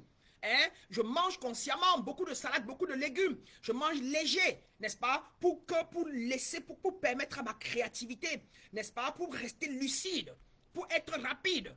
Et tout ça, j'ai vécu ça où? J'ai imité les compagnies dans lesquelles je suis en train de travailler. J'ai eu quelques amis blancs, je suis allé chez eux, j'ai vu comment ils mangeaient et j'ai changé, n'est-ce pas? Je vous donne là les clés de ceux que vous insultez, que vous pointez du doigt, qui sont riches, ils sont ceci, ils commandent. Pourquoi vous ne commandez pas aussi? Parce que vous avez des limites, n'est-ce pas, mentales, émotionnelles, etc. Et c'est à vous d'aller vers ce que vous désirez. Et vous allez voir, quand vous vous rapprochez de ceux qui en ont, eux aussi, ils vous fuient. Quand vous vous rapprochez des riches, ils vous fuient. Quand quelqu'un habite dans un sous-quartier et il arrive dans un quartier des riches, vous voyez que le riche garde sa voiture, là dans son portail, le gardien ferme, on ne vous regarde même pas. Et on veut que vous passez rapidement et il y a une remarque, on sait directement que celui-ci n'est pas d'ici, n'est-ce pas? Donc, faites tout ce qu'il y a, tout ce qui est possible pour vous rapprocher de ce qui est beau, de ce qui est élégant, de ce qui est bien, de ce qui est stable, de ce qui est parfait. Si vous voulez la richesse, rapprochez-vous des riches. Je suis désolé. Et vous ne pouvez pas aller à l'église dire que heureux les pauvres, cette métaphore qui est mal comprise. Heureux les pauvres quand ils iront au paradis. Et maintenant vous venez prier à Dieu nuit et jour. Et vous ne faites rien de votre vie. Et vous n'avez rien. Donc Dieu, si vous voulez mettre Dieu en exergue et vous voulez que Dieu vous aide, vous devez réveiller le Dieu, vous devez le réveiller en vous et le mettre en marche. Car il est en vous, si vous l'envoyez au bas astral, il part. Vous l'envoyez en haut, il part. N'est-ce pas? Il n'y a pas deux pouvoirs dans l'univers. Il n'y a qu'un seul pouvoir. Et votre Bible vous le dit. Il n'y avait que Dieu au départ, en quelque sorte. Et c'est lui qui a créé l'ange, le Lucifer. Et le Lucifer l'a désobéi et a chuté sur la terre, en quelque sorte, et il commande la terre. Donc, comme quoi, une partie de Dieu, la source, une partie, le Lucifer, est sur la terre, il commande la terre. Maintenant, Dieu vous dit, comme à Job, que vous pouvez sortir des griffes du Lucifer. Puisque vous êtes aussi sur la terre, vous portez aussi le corps. Alors, revenez à la maison. Changez et incarnez les principes, les lois et les valeurs divines et vous allez retrouver votre état de maître de Dieu sur la terre. Et vous allez pouvoir commander, n'est-ce pas, tout ce qui est élevé et vous les aurez. Donc, quand vous n'avez pas l'argent, vous avez la pauvreté, n'est-ce pas? Et vous pouvez avoir l'argent et quitter la pauvreté. Quand vous avez la confusion, vous manquez de stabilité. Et vous pouvez bien avoir la stabilité et sortir de la confusion. Quand vous souffrez, vous manquez de paix intérieure. Et vous pouvez bien avoir la paix intérieure. Et tout ça. Donc tout ça c'est à votre disposition. Vous êtes fait des deux. Comme le Père est fait des deux. Le Père est le tout. Le Père est la paix est tout. Il n'y a pas deux dieux. Alors qu'est-ce que vous commandez tous les jours? C'est ça que vous avez. D'accord, mes grands et mes grandes? C'est ça qu'il faut noter. Vous êtes le maître de votre propre destin et vous êtes le capitaine de votre âme. Alors, comme je disais tantôt, un enfant, conséquence en B, nous avons les conséquences émotionnelles.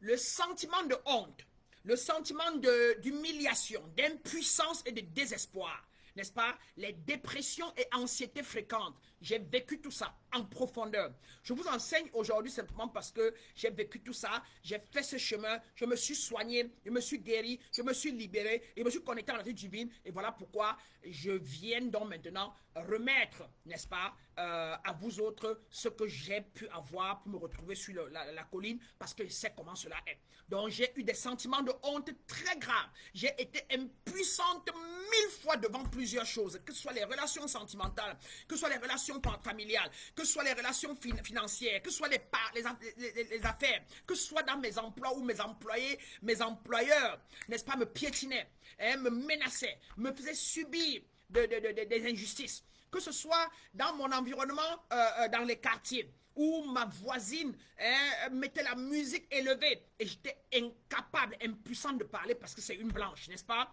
J'ai vécu des moments de désespoir total.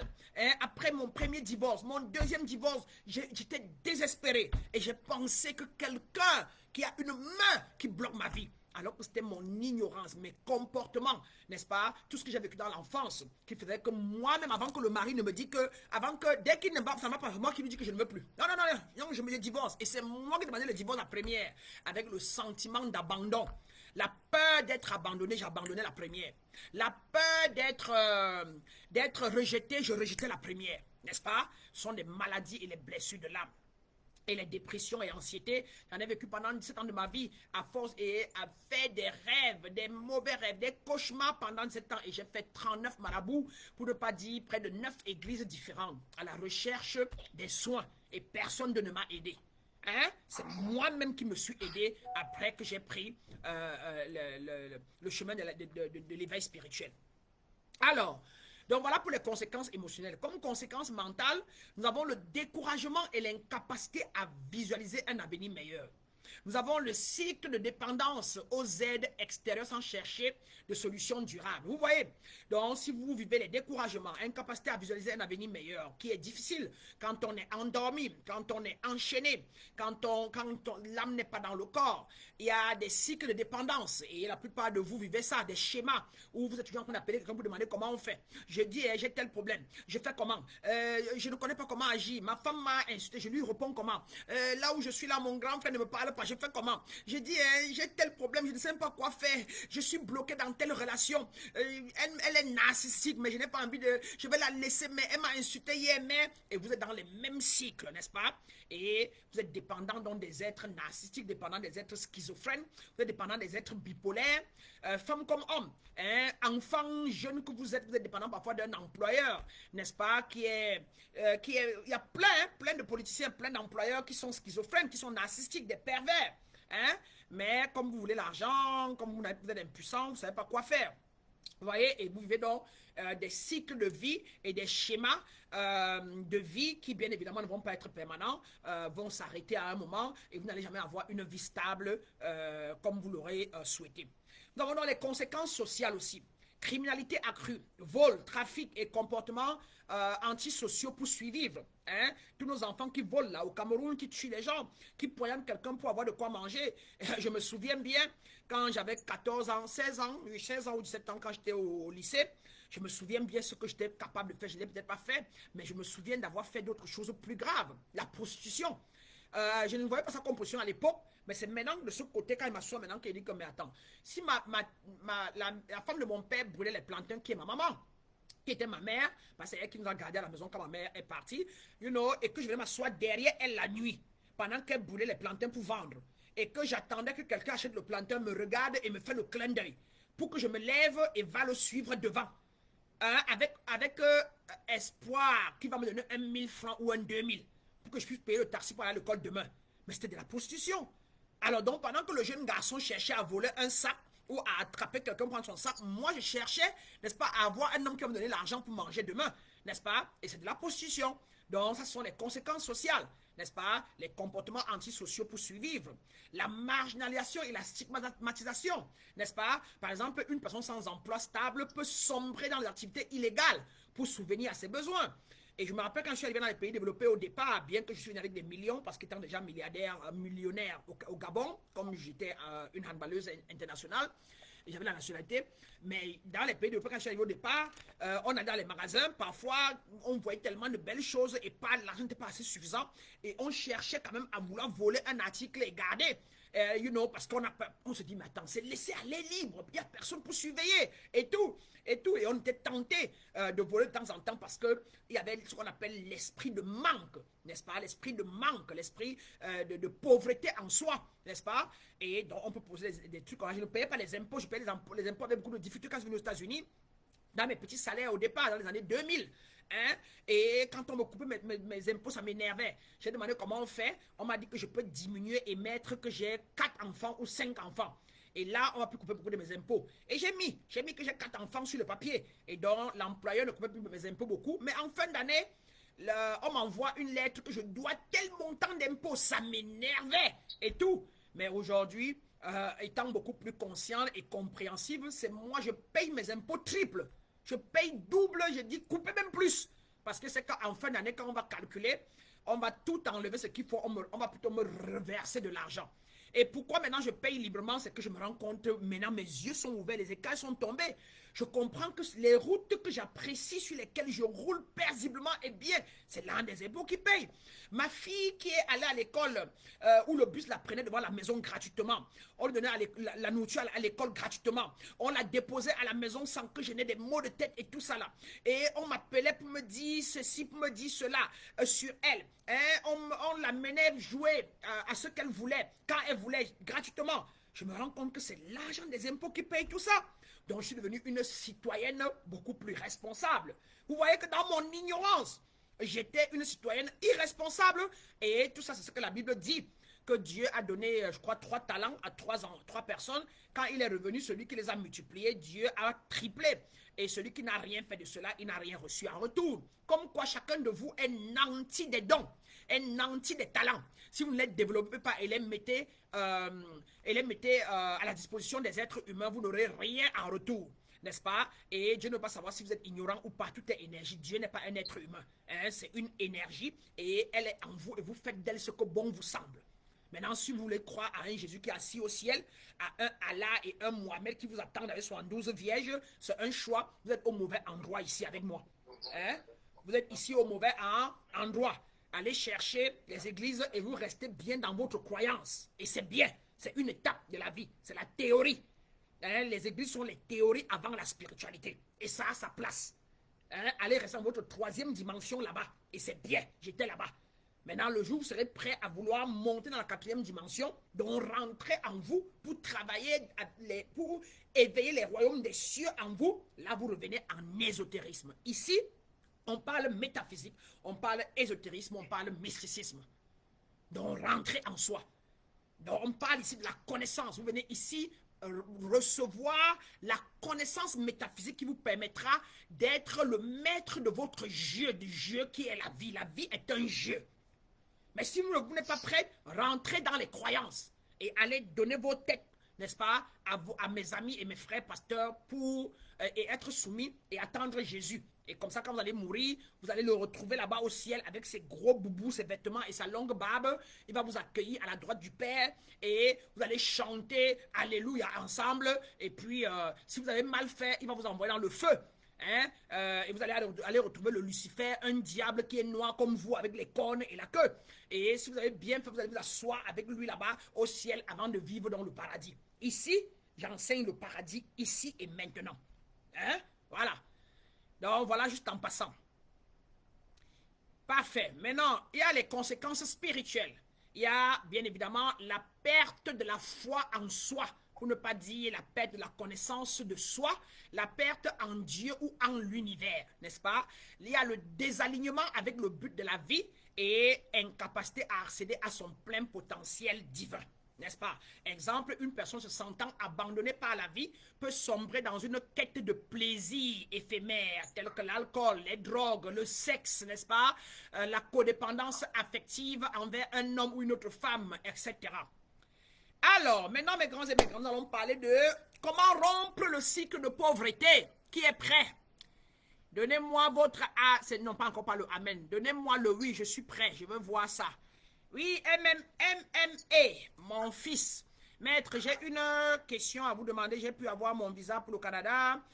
Grâce à vos enseignements, merci. Gloire à la lumière, gloire à la grâce. Voilà. Mais comment travailler pour avoir le billet d'avion? Je suis toujours dans le travail spirituel. Là, c'est plus profond. Fils, il faut m'écrire ou prendre une constatation et on va travailler là-dessus. On va adresser ce qu'il faut faire pour que vous mettez ce qu'il faut faire en place. Donc, merci. Alors, vous là-bas dans Facebook, ça va jusque-là? Est-ce que vous êtes prêts à comprendre comment rompre ce cycle? Ok. Allez, voilà, Rosine dit qu'elle est prête. Ok, on y va. Alors, mes grands et mes grandes, comment rompre le cycle de la pauvreté? En numéro 1, mes grands et mes grandes, il y a des actions économiques à faire. Et je vous le dis encore, ne vous gênez pas. Il vaut mieux recommencer à zéro que de continuer à tue-tête. Un mystique, un ésotérique, un être éveillé, tout aspirant qui me suit doit être et devenir un être qui ne se compare à personne. Doit être un être qui ne compétit avec personne. Parce que l'univers ne se répète pas. Dieu ne se répète pas. Et personne ne peut être l'autre personne. Et il y en a en abondance dans l'univers pour tout le monde. Et il vaut mieux quand on se réveille, on doit être prêt à recommencer à zéro. Parce que quand on se réveille, on acquiert des nouvelles connaissances, des nouvelles énergies qui font qu'on décolle et on ne peut plus être dans le même environnement ou bien gérer les mêmes gens qu'on avait avant. Et ça demande souvent d'accepter de pouvoir recommencer. On devient tellement courageux, on devient tellement rigoureux, ferme, qu'on est prêt à repartir à l'école même si on a 50 ans. Mes grands et mes grandes, je suis reparti à l'école à 40 ans. Je suis reparti à l'école à 45 ans. Mes grands et mes grandes, je suis en train d'aller à 53 ans. Et je ne fais que commencer mon centre spirituel. Or, le centre spirituel, le temps qu'il prenne de l'ampleur, qu'il prenne le monde, que je l'installe déjà aux États-Unis de manière stable et que je crée les branches au Cameroun, en Côte d'Ivoire, dans le monde, je ne regarde pas, je ne pense pas au temps. Pour un mystique, il n'y a pas de temps. Il n'y a que la mission. Il n'y a que ce qu'il faut apporter au monde. Et donc, je n'ai pas peur, je ne me gêne de rien. Je me déplace là où je veux, quand je veux. Mon âme est en train de me dire d'aller à Los Angeles m'installer. Et je suis prête à... Je vais tout basader dans cette belle maison, cette grosse maison avec les voitures. Ma voiture dehors, l'autre voiture chez un frère. Là. Je vais tout basader, tout liquider. Et je prends mon bagage, une valise. Et j'atterris à Los Angeles et je réachète tout. Parce que je ne suis pas né avec ça. Et je ne repars pas avec ça. C'est des choses que les êtres humains ont créées. Il faut être prêt à recommencer. Hein? Là maintenant je vous parle et vous avez compris que je parle bien, que je sais ce que je dis, je suis bien, mais je suis encore en train de me préparer à repartir à l'école, apprendre encore à parler à la masse, à parler à 2 millions de personnes, 3 millions de personnes. Et on m'a demandé 15 000 $, 7 millions et demi pour passer un an dans cette école spécialisée. Comment parler aux gens pour que la masse puisse changer et tout. Et j'ai décidé que l'année prochaine, après mai, quand je vais déménager, je vais reprendre ces cours-là. Mes grands et mes grandes. Hein? Et on m'a demandé d'aller à une école aussi de publicité là où je pourrais faire la publicité en ligne moi-même pour avoir plus de clients. Et je vais analyser pour voir si je suis prête à aller le faire. Comment mettre mes cours dans des programmes, dans des sites et tout ça. J'ai mis sur ma table que même comme j'ai quelqu'un qui m'aide, je vais aller le faire pour savoir le faire moi-même. Donc, le problème que vous avez parfois sont des limites mentales qui vous font croire que c'est trop tard. Je ne veux pas recommencer, je ne veux pas. Et là, vous voyez, et vous souffrez et vous procrastinez. Et on procrastine quand on ne connaît pas ce qu'on doit faire. On procrastine quand on n'a pas de clarté. Et quand on n'a pas de clarté, quand on ne sait pas quoi faire, il faut aller chercher la connaissance. Il faut aller payer. Il faut repartir à l'école. Il faut aller faire une formation. Il faut aller demander. N'ayez pas peur d'aller demander, d'aller chercher, d'aller apprendre. Les gens qui évoluent dans la vie et qui n'ont pas de problème sont ceux qui lisent tous les jours. Sont ceux qui étudient tous les jours. Pas ceux qui passent leur temps dans les réseaux sociaux à poursuivre l'inutilité et à nourrir leur âme. Hein? Des frasques qui continuent de les garder dans la confusion. Passez votre temps dans les livres, mes grands et mes grandes. Alors, action économique, éducation et formation. Donnez accès à l'éducation de qualité pour ouvrir les portes de meilleures opportunités. Entrepreneuriat, encourager les petites entreprises locales et les innovations. En B, action psychologique, reprogrammer ses croyances. Remplacer les pensées limitantes par des affirmations d'abondance. Développer une mentalité de croissance. Croire en la possibilité de changer et d'améliorer sa situation. Vous voyez, ça demande du travail. Hein? Chaque boulet là demande beaucoup de travail, n'est-ce pas?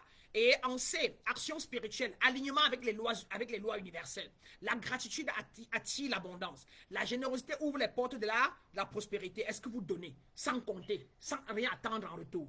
Est-ce que vous faites un tour dans un orphelinat, câliner les enfants, leur donner 10 000 ou même 1000 francs CFA, 1000 francs, 2 dollars? Allez acheter juste quelques boîtes de yaourt, 2, 3. Vous n'avez pas besoin de beaucoup. Et arrêtez dans un orphelinat, toquez, entrez et embrassez juste les enfants, câlinez-les. Dites-leur, vous les aimez, seulement le mot je t'aime mon bébé. Oh là là, tu es belle, tu es mignonne. Vous avez beaucoup donné à l'univers. Vous avez donné énormément. Parce que imaginez toujours votre vie. Qu'est-ce que vous avez manqué dans votre vie en grandissant? Est-ce que maman ne vous a pas dit qu'elle vous aimait? Et maintenant, si vous pouviez aller dire ça à un autre enfant, allez donner ce que vous n'avez pas aux autres enfants pour que les autres enfants puissent avoir ce que vous auriez souhaité avoir. Allez les encourager. Sans être attaché. Sans rien attendre en retour. Vous voulez sauver une nièce, aidez-la consciemment. Sans rien attendre en retour. Et attendez-vous d'ailleurs que cette nièce, ce neveu, que vous prenez, qui a faim, qui est au village, qui n'a rien, et que vous allez nourrir. Attendez et soyez sûr qu'une fois qu'elle sera bien graissée, elle sera bien. Attendez-vous qu'elle va vous faire du mal. C'est la nature humaine. Si vous prenez l'enfant d'un riche, dont le riche nourrit bien, dont l'enfant est stable, et vous l'amenez chez vous, et vous continuez de la nourrir et l'aider, l'enfant ne vous mord pas. Parce que sa maman qui l'a élevé, lui a donné à manger bien, lui a appris. Et elle est habituée aux bonnes manières, a dit merci et tout. Mais quand vous prenez un enfant au village qui n'a pas été éduqué, qui ne connaît pas comment on dit merci, qui a peur de tout, qui est peureux, ignorant, etc., vous donnez à manger, quand elle finit de manger, tout, et maintenant vous voulez lui parler fort, la peur de perdre ce que vous lui avez donné. Ne me parle pas comme ça, tata. Tata, ne me parle pas comme ça. Non, j'aime mon copain. Vous lui dites, mais non, le copain n'est pas bien pour toi. Le copain là, c'est un gars du sous-quartier, évite ça. Tu vas rentrer encore dans la saleté et tout. Tu es jaloux, machin. Et donc, soyez prêts à cela. C'est pour cela, mes grands et mes grands, vous avez le choix. Ou vous guérissez. Et vous évoluez avec les gens de votre même niveau de conscience que vous. Et vous pouvez donc aller aider les gens de manière ponctuelle, sans être attaché. Ou alors, pendant que vous n'êtes pas encore guéri, vous prenez donc les gens comme vous, qui ne sont pas aussi guéris, et vous les nourrissez, et vous vivez avec eux par codépendance affective, parce qu'il me faut avoir quelqu'un, il faut que quelqu'un vive avec moi, il faut que j'aime ma nièce, il faut que je l'aide, il faut que je les sauve. Et donc, soyez prêts. Quand ils vont commencer à vous mordre, que vous regardez, vous dites, ah, c'est parce qu'en moi, je n'ai pas encore guéri de la traîtrise moi-même. Ah, je n'ai pas encore guéri moi-même du sabotage intérieur que j'avais toujours eu en moi et envers mon grand frère. Ah, elle m'a juste rendu ce que j'ai encore comme énergie en moi. Ok? Donc voilà. Donc, tout ce qui vous arrive est le reflet de vos émotions intérieures. Quand plus vous allez évoluer, quand vous allez vous soigner, vous allez voir comment vous allez attirer les gens de votre niveau. Et tout ce que vous attirez maintenant, ou votre âme par votre esprit, oh, prends l'enfant là, tu l'aides. Oh, sauve telle petite fille. Oh, sauve, c'est parce que votre enfant intérieur n'a pas été nourri, n'est pas encore guéri. Les traumatismes que vous avez dans l'enfance qui vous fait voir en elle qui s'ouvre, oh, il faut que je la sauve, il faut que, non. Vous pouvez donc l'aider, mais sans être attaché. Et vous pouvez l'aider ponctuellement. Vous pouvez l'amener chez vous, mais soyez conséquent. Soyez conséquent de ce que ça va donner après quelque temps. C'est tout. C'est tout. Donc, il est bon d'aider. Mais il est bon d'aider avec joie, avec grâce, avec le bon cœur, mais sans être attaché. D'accord?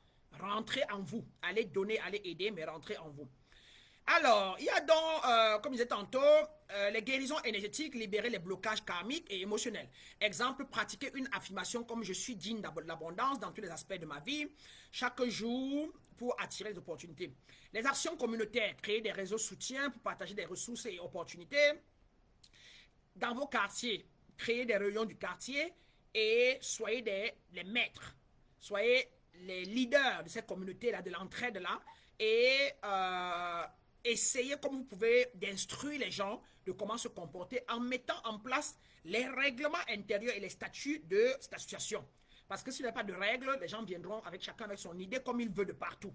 Et s'il y a des communautés dans votre quartier qui vous attirent, s'ils ne répondent pas à vos normes, n'y allez pas. Et si vous y allez, respectez les normes qu'ils ont mis en place. C'est tout.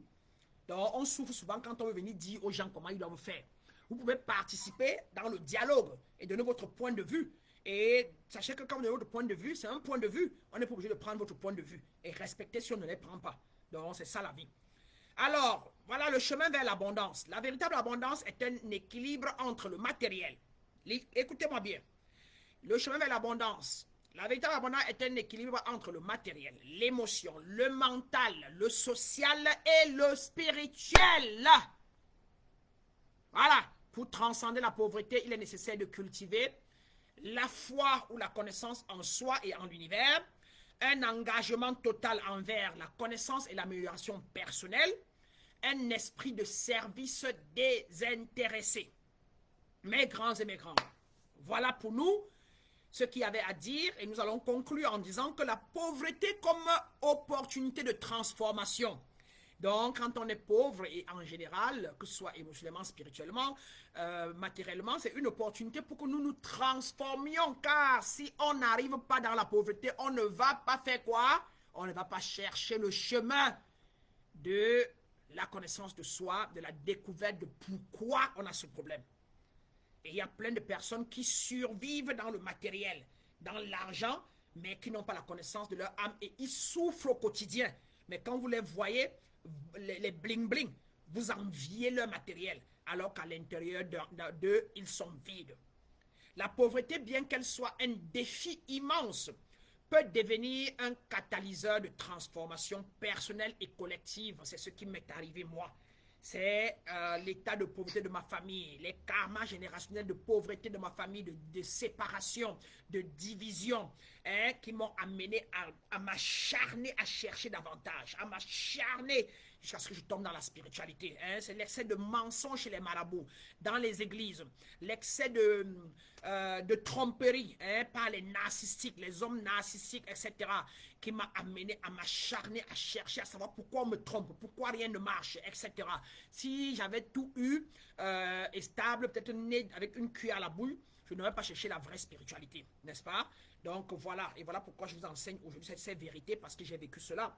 Et vous verrez qu'il y aura moins de personnes qui vont vous enseigner ce que je vous enseigne, parce qu'ils n'ont pas vécu les mêmes choses que moi j'ai vécu.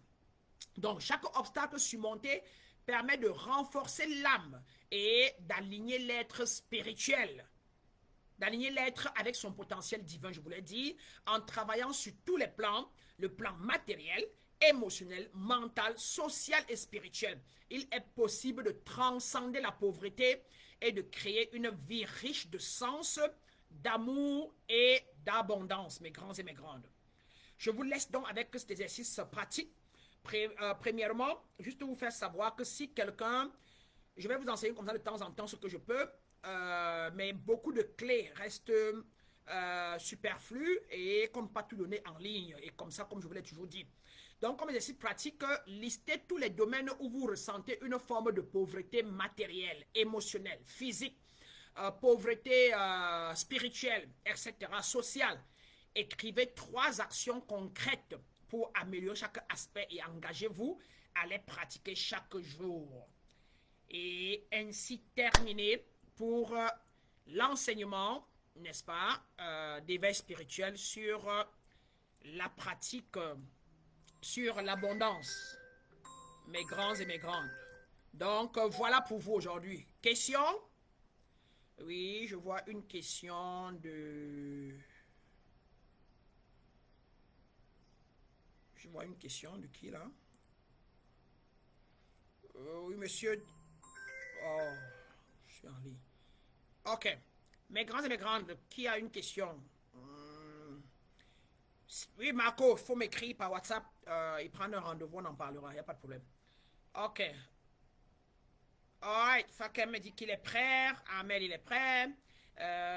Qui d'autre? Alors, sur Zoom, ça va chez vous? On a terminé avec...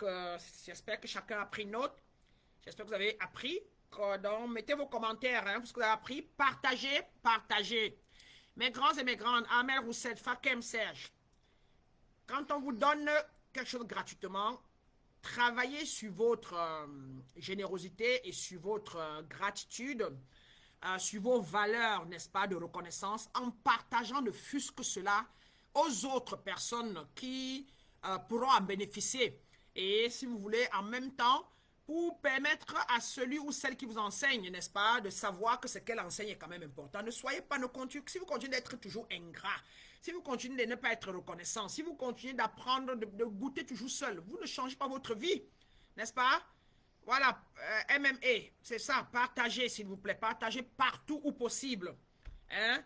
Je vais être un peu plus consistante pour que de temps en temps je vous en donne, mais si j'oublie de vous demander de partager, faites-le, venez faire donner les devoirs, droit et devoir, Maître me donne gratuitement, mon devoir est de retransmettre aux autres, de partager, hein, le lien, ne fût-ce que ça.